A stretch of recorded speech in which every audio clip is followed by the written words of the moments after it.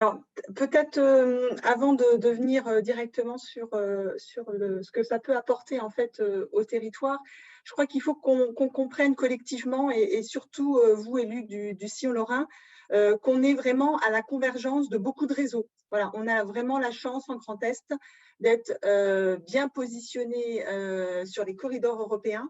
Donc ça veut dire que ça soit pour le fluvial ou pour le routier, on va pouvoir approvisionner les poids lourds, les véhicules qui passeront par nos réseaux.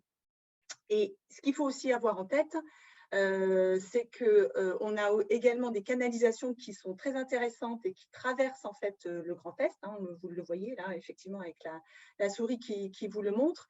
Et autant nous, côté français, on a une stratégie qui est basée, une stratégie française qui est basée sur le réseau électrique. Donc, on va pouvoir produire de l'hydrogène au plus près du consommateur grâce à ce réseau électrique.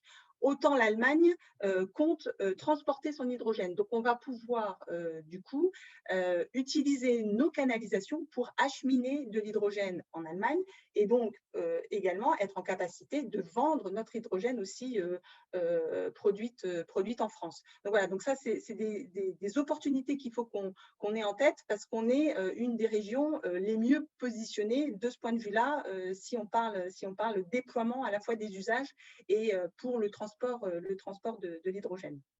Alors, sur la question, quelle opportunité pour les collectivités locales, bien sûr, premièrement, c'est effectivement pour décarboner ses usages, décarboner l'industrie, décarboner sa mobilité, travailler sur vos plans climat, et puis également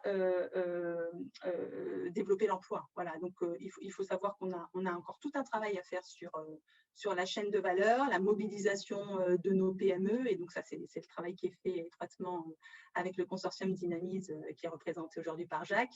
Et puis, et donc, c'est des emplois à la clé, hein, à la FIPAC France Hydrogène, mentionné encore la semaine dernière lors de notre colloque, 50 000 à 150 000 emplois à créer d'ici quelques années. Voilà pour la partie opportunité.